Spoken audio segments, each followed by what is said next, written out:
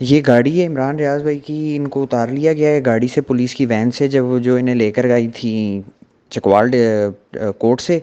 अब उन्हें उतार लिया गया यहाँ पे। तो अब ये है, उन्हें पूरे लाहौर का यहाँ पे चक्कर लगा रहे हैं ये लोग।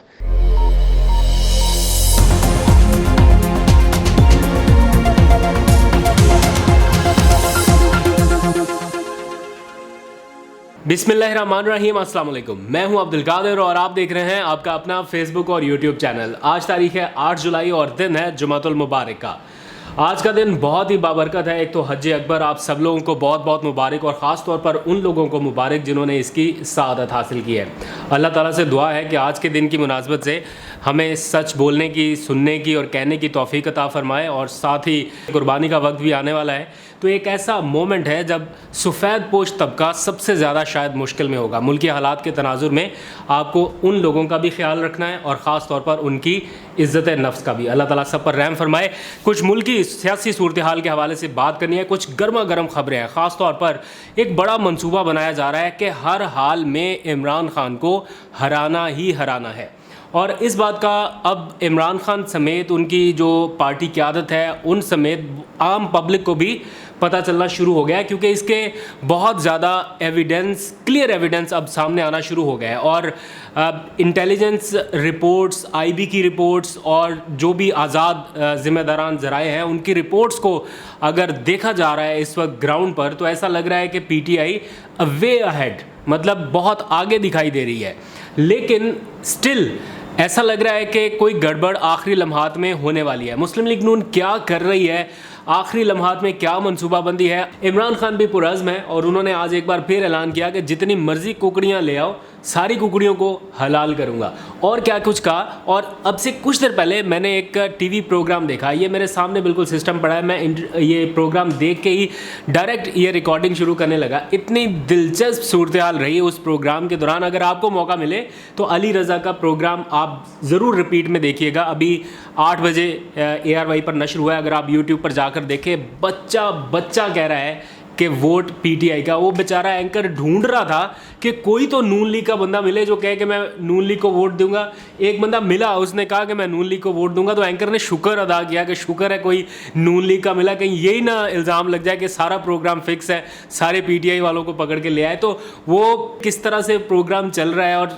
वो लोगों से पूछ रहा है और हर बंदा कह रहा है पीटीआई का। लेकिन जो समझदार लोग हैं वहाँ पर वो ये बता रहे हैं कि 85% वोट्स पीटीआई के हैं, लेकिन जीत नून लीग सकती है। क्यों? क्योंकि मास्टर है इस मामले के और आखिरी लम्हात में क्या कुछ किया जा रहा है, क्या ख़तरनाक खेल खेला जा रहा है, इसके ऊपर बात करनी है कुछ ही देर में। और इमरान खान ने इसकी क्या मनसूबाबंदी कर रखी है उस पर भी बात करनी है। लेकिन उससे पहले थोड़ी सी बस, ज़्यादा टाइम नहीं लूँगा, इमरान रियाज खान साहब के हवाले से। अब 50-60 घंटे से ज़ायद का वक्त हो चुका है जब वो हिरासत में है और ज़हनी टॉर्चर की एक तरह से इंतहा की जा चुकी है। वो मनाजर देख के ही थोड़ी सी तसल्ली ज़रूर हुई कि चले उन्हें लेटने दिया गया है कि वो थोड़ी सी अपनी नींद पूरी करने, वरना कल तक तो ये इतला थी कि उन्हें सोने भी नहीं दिया जा रहा, खाने भी नहीं दिया जा रहा। बहरहाल फ़िज़िकल टॉर्चर तो एक तरह से है, ऑल्दो के जिस्मानी रिमांड अभी नहीं मिला, जुडिशल रिमांड पर है, लेकिन ये उनके लिए टॉर्चर तो ज़ाहिर बात है ही है।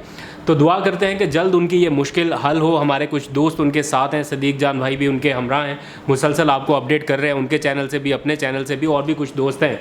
लेकिन जो उनके साथ वकला की टीम है, उन्होंने कुछ देर पहले आज फिर एक अर्जेंट मैसेज भेजा। मेरे व्हाट्सएप पर एक फ़ुटेज मौसूल हुई और उसके नीचे लिखा हुआ था दिस इज़ अर्जेंट। और उस फुटेज में मैंने ये देखा कि इमरान रियाज खान को ले जाया जा रहा है किसी प्राइवेट गाड़ी में, और यही उनका भी क्लेम था कि जब इमरान खान को लाहौर पहुंचाया गया तो जो पुलिस की गाड़ियां थीं उन गाड़ियों से उतार कर उन्हें एक प्राइवेट गाड़ी में मुंतकिल कर दिया गया और उन्हें पूरे लाहौर में घुमाया फिराया जा रहा है और हम उनका पीछा कर रहे हैं। प्राइवेट गाड़ी में क्यों डाला गया मुझे मालूम नहीं है, लेकिन ज़ाहिर बात है ये तफ्तीश करने वाले इदारे बेहतर बता सकते हैं। बट उनके वकला को इस बात पर तहफ़्फ़ुज़ात थे कि ये पूरे शहर में घुमा रहे हैं और प्राइवेट गाड़ी में अचानक क्यों मुंतकिल कर दिया गया। तो उन्होंने वो वीडियो भेजी और कहा कि दिस इज़ समथिंग अर्जेंट, आप इसको मीडिया के ऊपर हाईलाइट करें। तो मैंने अपनी ज़िम्मेदारी पूरी करते हुए वो वीडियो फुटेजेस और उनका जो बयान था वो मैंने मीडिया को भेज दिया। एक लम्हे के लिए आप सुन लीजिए उन्होंने क्या कहा, फिर हम बात को आगे कंटिन्यू करते हैं ज़िमनी इंतखाबात के हवाले से। ये गाड़ी है इमरान रियाज भाई की। इनको उतार लिया गया है गाड़ी से, पुलिस की वैन से, जब वो जो इन्हें लेकर गई थी चकवाल कोर्ट से। अब उन्हें उतार लिया गया यहाँ पे, तो अब ये है उन्हें पूरे लाहौर का यहाँ पे चक्कर लगा रहे हैं ये लोग। अब ये प्राइवेट गाड़ी में इन्हें बिठा दिया गया जो सिंध नंबर है BRL 171। अब पुलिस का भी है इसमें बंदे बैठे हुए, बीच में इमरान भाई बैठे हुए इसमें, तो अब इन्हें घुमाया जा रहा है पूरे लाहौर का चक्कर। तो जनाब वीडियो आपने देख ली। Coming back to the point, ज़िमनी इंतखाब में किस तरह से धांधली का प्रोग्राम बनाया जा रहा है। 100 यूनिट वाला ड्रामा तो हो गया नाकाम, फ्लॉप हो गया। मतलब इंतखाबात से चंद दिन पहले आपने आवाम को महंगाई की दलदल में धकेल के फिर आप ऐलान कर रहे हैं कि 100 यूनिट वाले जिसका बिजली का बिल आया उसको फ्री देंगे। मुझे ये बताएं कि 100 यूनिट आजकल किसका बिल आता है। कल एक बंदा अपने घर लेके गया, बुज़ुर्ग बंदा, मैंने सोशल मीडिया पर देखा, और वो बेचारा रोया नहीं है। उसने कहा कि एक पंखा चल रहा है वो भी बंद है, एक पंखा है वो भी बंद है, और एक लाइट है, और ये बेवा खातून है, इसका जो बिजली का बिल है वो 136 यूनिट है। ना घर में फ्रिज है, ना टेलीविज़न है, ना एसी है, ना कोई और डिवाइस है, ना पलंग है, ना कोई सोने के लिए बिस्तर है, कोई चीज़ नहीं है। सिर्फ एक कमरा है, उसमें एक बल्ब जल रहा है और एक पंखा है जो उस वक्त बंद है, और 136 यूनिट उसका बिल आया महाना। अब आप बताएं कि इससे कम वो क्या इस्तेमाल करे कि उसका यूनिट 100 से ऊपर ना जाए। ये किन लोगों को आप रियायत दे रहे हैं? 100 यूनिट वाला ड्रामा आप कहाँ से कर रहे हैं? और जब इस सारे आपके ड्रामे के खिलाफ मामला अदालत में गया तो आप लोगों ने ढिंडोरा पीटना शुरू कर दिया कि देखिए इमरान खान गरीब का दुश्मन, इमरान खान गरीब का दुश्मन। तो ये महंगाई, जो महंगाई की दलदल में आपने इन 3 महीनों में धकेला है, वो किसने धकेला? ये 100 यूनिट क्या आप अपनी जेब से दे रहे थे? हमजा शहबाज अपनी जेब से दे रहा था 100 यूनिट के पैसे, जो आपने कहा कि हमजा दे रहा था। हमजा शहबाज नहीं दे रहा था, वो इस कौम का पैसा था जो सियासी मकासद के लिए इस्तेमाल करने की कोशिश हो रही थी। वरना हमजा आए और जो ट्वीट्स कर रहे हैं वो भी ये जवाब दें कि मुल्क में महंगाई की शरह 25% से बढ़कर मुल्क की तारीख की बुलंद तरीन सतह 33% तक चली गई। आज की रिपोर्ट है इदारा शुमारियात की, 30 आइटम्स ऐसे हैं जो गरीब आदमी के इस्तेमाल के हैं और वो 30 के 30 महंगे हुए। आज की रिपोर्ट है, इसके ऊपर बात करें ना, क्या ये भी इमरान खान ने रिपोर्ट जारी कराई है? इससे आगे चलिए, गैस 100% नहीं, 200% भी नहीं, 300% भी नहीं, 335% महंगी करने की मंजूरी दी गई है। 335% गैस अगर महंगी कर रहा है तो कौन कर रहा है? ये इमरान खान तो नहीं कर रहा, ये तो आपकी हुकूमत कर रही है। आपकी हुकूमत में मंजूरियां मिल रही हैं। 7 रुपये 8 रुपये तक बल्कि बिजली की फ़ी यूनिट कीमत में इजाफा आपकी हुकूमत ने किया। और आज की खबर हेडलाइन सारी उठा के देख ले, 2 रुपये फ़ी यूनिट फिर इजाफा कर दिया फ्यूल एडजस्टमेंट की सूरत में। इंटरनेशनल प्राइसेस जो फ्यूल की हैं वो $120 के हिसाब से आप चार्ज कर रहे हैं पाकिस्तानी नेशन को, लेकिन वो $99 फी बैरल तक आ गई। तो आपने पेट्रोल की कीमत कम क्यों नहीं की अभी तक? तो ये सारे ड्रामे आप कह रहे हैं कि 100 यूनिट तक, 100 यूनिट इस्तेमाल कौन करता है? अगर आप में से कोई जानने वाला है उसका बिल प्लीज़ नीचे कमेंट में आप डाल दीजिए कि किसका 100 यूनिट का बिल आता है। ये अजीब तरीका है। और फिर बच्चा उस प्रोग्राम में कह रहा, आप अली रज़ा का प्रोग्राम देखिए, वो बेचारा घूम घूम के थक गया।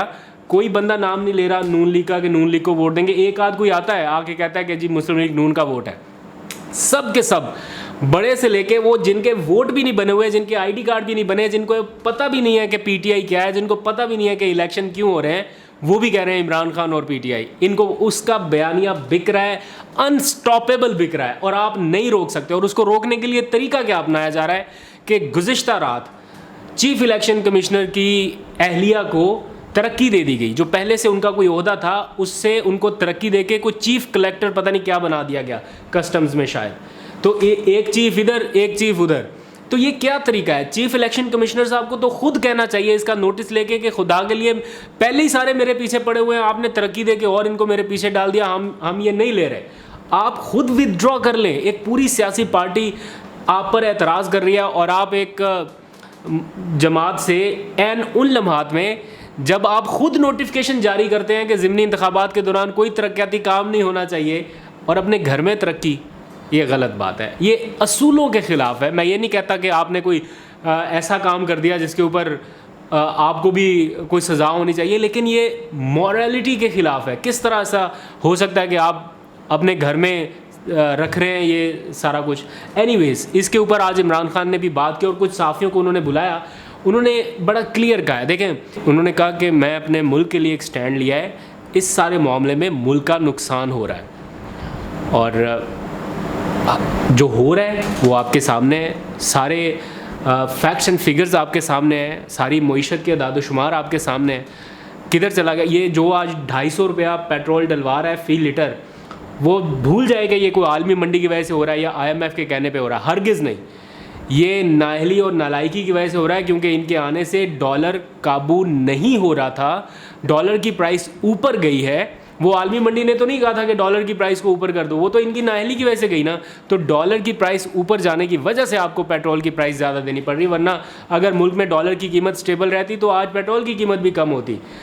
क्वेश्चन जो करने वाला है वो ये कि शरह सूद आज मुल्क की तारीख की बुलंद तरीन सतह पर यानी 15% पर क्यों चली गई? क्यों अनाउंस करना पड़ा कल स्टेट बैंक को कि मुल्क की तारीख में बुलंद तरीन सतह पर शरह सूद को पहुंचा दिया गया?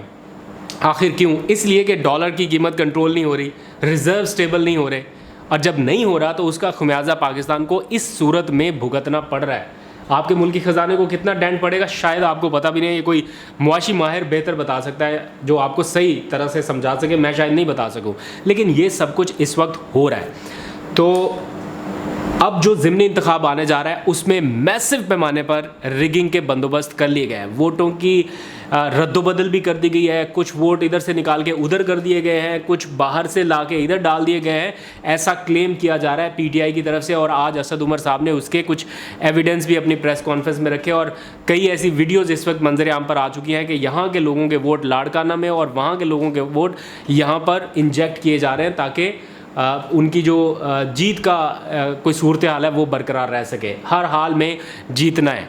हसन रज़ा साहब सीनियर कॉरेस्पॉन्डेंट है दुनिया न्यूज़ के, उन्होंने बताया है कि किस तरह से एक आला सतह इजलास हुआ और उस आला सतह इजलास में ये कहा गया, सारी रिपोर्ट्स का जायज़ा लिया गया, IB की रिपोर्ट्स का, इंटेलिजेंस रिपोर्ट्स का, मीडिया रिपोर्ट्स का, कामरान खान, अजमल जामी और जितने एंकर्स हैं, हबीब अकरम वगैरह जो हलकों में जाके प्रोग्राम्स करते हैं, उन सबके प्रोग्राम्स को देखकर वहाँ उस इजलास में ये बात कही गई कि मुश्किल लग रहा है, PTI अभी भी आगे है। तो फिर ये तय हुआ कि जो मर्ज़ी करो 12-13 सीटें हर हाल में निकालनी हैं, क्योंकि पंजाब हाथ से नहीं जाने देना। तो वो इसका एक ही हल है, हल एक ही है जो इमरान खान ने भी बता दिया और आप लोगों को भी समझना है। मैसिव टर्नआउट अगर नहीं हुआ इलेक्शन के दिन तो 10-15 हज़ार के वोटों का फ़र्क ईज़िली मैनेज हो जाएगा, ईज़िली। अगर बहुत बड़ा फ़र्क आप डाल सके तो फिर शायद बचत हो जाएगी। तो इसलिए आपको अपना वोट हर हाल में कास्ट करना है, ये सोचते हुए कि ये सियासत नहीं है, इस मुल्क और कौम की किस्मत का फ़ैसला होने जा रहा है। और दूसरी बात एक ज़हन में रखनी है कि जो शख्स अपना वोट बेच सकता है वो कुछ भी बेच सकता है। ये आपने ज़हन में रख के जिसको मर्ज़ी वोट दीजिए। जो शख्स अपना वोट बेच सकता है, आपका वोट बेच सकता है, वो कुछ भी बेच सकता है, उसके लिए कोई मुश्किल काम नहीं है।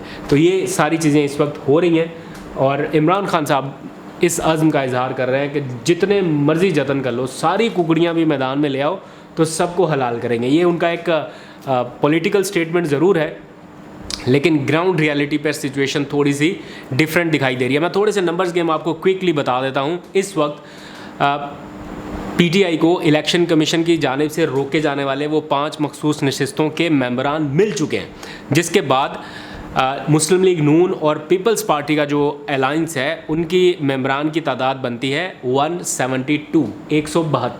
दूसरी तरफ PTI एक वोट आ गया है, PTI और काफ लीग के बनते हैं 173। एट द मोमेंट दो पार्टियों के वोट अगर मिलाएं तो PTI एक वोट ऊपर है, लेकिन मुस्लिम लीग नून के पास 4 आज़ाद उम्मीदवार और एक राह हक पार्टी यानी 5 वोटों की हमायत हासिल है। वो पहले भी उनको वोट दे चुके हैं और ऐन मुमकिन है कि वो अभी भी उनको वोट देंगे। तो जो 20 हलकों में इंतखाब होने जा रहा है उनमें से अब आप अंदाज़ा लगा लें कि इमरान खान को कम से कम 13 या 14 सीटें अगर आप जिताते हैं तो फिर इसका मतलब है उनके पास हुकूमत वापस आती है, अदरवाइज़ सूरत हाल मुश्किल हो जाएगी। और फिर अगर 1-2 वोटों का डिफरेंस रह गया तो फिर कितना पैसा और लगेगा, कितनी बोलियां और लगेंगी, उसका आपको बहुत अच्छे से अंदाज़ा है।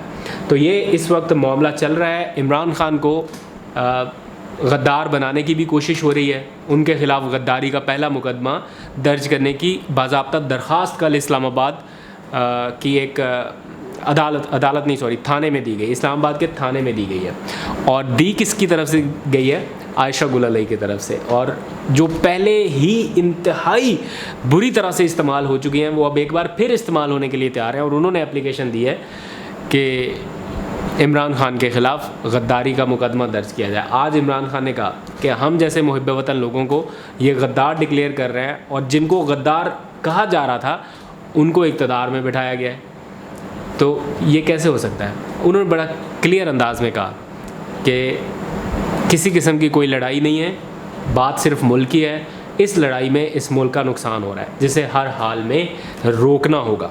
तो ये सारा कुछ इस वक्त हो रहा है जनाब।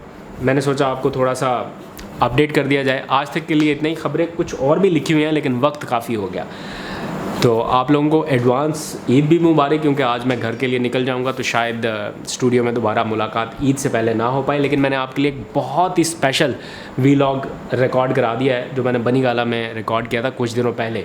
बड़े मज़े वाला, शुगल वाला है, वो आप देखना मत भूलिएगा। आज तक के लिए इतने अपना ख्याल रखिएगा। ईद मुबारक एंड खुदा हाफिज़।